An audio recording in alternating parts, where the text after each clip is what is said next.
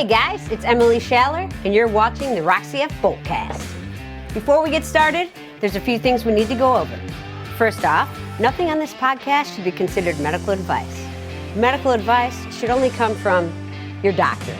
Views expressed on this podcast are solely opinions of the guest and not necessarily opinions of myself or the CF Foundation. So sit back, relax, and enjoy this episode of the CF Boltcast. This episode of the CF Boltcast is sponsored by Genentech. My name is Kayla, and I'm 34 years old, and I live in Knoxville, Tennessee. Let's hear about when you were diagnosed, how you were diagnosed. Just get us to early life. I was diagnosed when I was 6, and I was super sickly as a kid. My lungs were good, but my nutrition was really bad. So I looked very malnourished. I had like the big belly, the little limbs, that vibe going. And so my mom took me to multiple different pediatricians. The third one, finally, after the others were like, you're just overly worried, your kid's fine, he was like, I don't think it's cystic fibrosis, but we'll test and we'll see.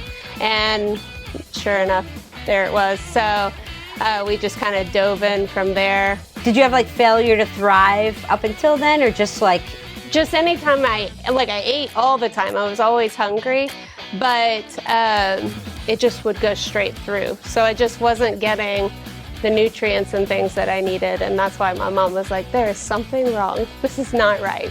So what were the treatments immediately that they started you on, like vitamins, enzymes? Yeah, I distinctly remember the enzymes though, because that was traumatic, having to take pills. I did not know how to do that. So we would always break them open and sprinkle them onto applesauce usually before my meals. And then I also started with breathing treatments, but they weren't super worried about it yet because I was so active. As a kid, I didn't have as many lung problems. And then I remember getting my first vest. I was like 10, and I was like, oh, this is so cool. And then that novelty wore off a little quickly. But yeah, it was very exciting at the beginning. Did lung involvement start to creep in? And if so, when did that happen and what did it look like? I count myself super lucky because I didn't get hospitalized a lot. And then I went to college and I decided I didn't like breathing treatments, so I quit doing them. And that would be like my biggest regret in life, because by the time I was done with college, my lung function was like 32%. All right, that is ringing a bell. I did the same thing. Went to college, played drums in a rock band, lived with my brother, started partying. So similar path there, which is scary. Can you attribute your active childhood to, keeping those lungs healthy, right? Yeah, for sure. And even now, for me, my workouts and my training, that to me is part of my treatment for CF. If I miss them, I can tell. I feel different. So that's just been thanks to my parents. And when we grew up being outside all the time anyways, it's just helpful. What's been the hardest part managing it? So for me, nowadays it's traveling with CF, because you have to bring all the damn stuff and carry it on and refrigerate stuff. Before then, it was staying on top of treatments and staying out of the hospital. But as modulators have come out and changed my life, it's more like just traveling with CF. But for you, I'm curious, the hardest part currently about managing it.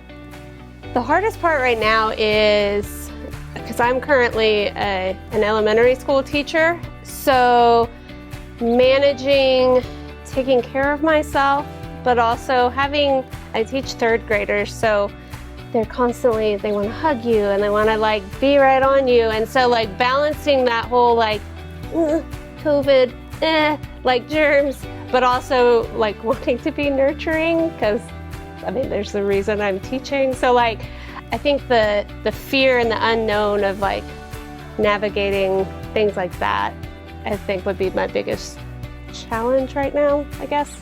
How long have you been teaching? So this is my 9th year. I taught 4th grade for 8 years, and then I took 2 years off, worked at a gym that's like a nice little tiny gym here locally, and trained people for 2 years. Still do that part-time, but back to teaching. How did you get into being a trainer in that little gym you worked at? I've seen pictures, so tell us about that.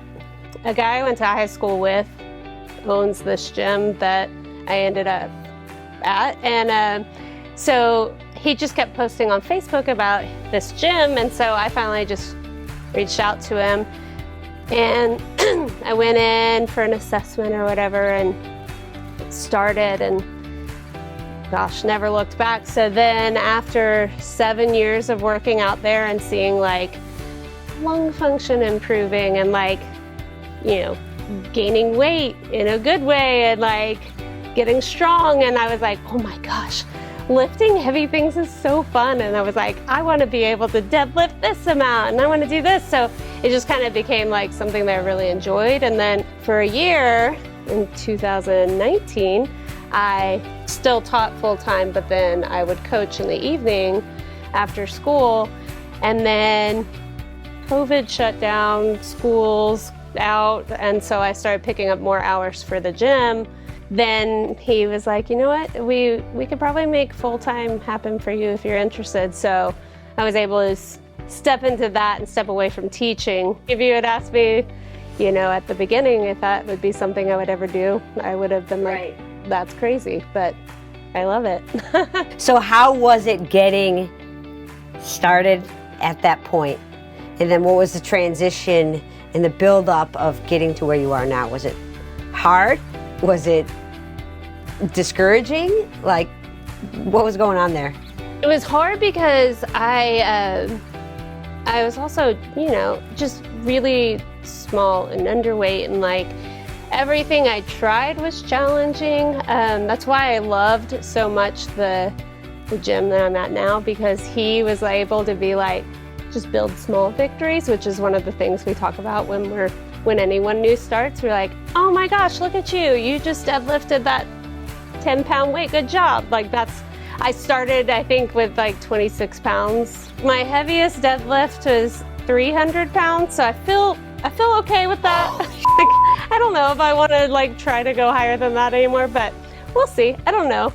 Might change it. But yeah, so I just, right now our big thing is like fostering dogs and loving animals, and right now I'm just kind of along for the ride, I feel like.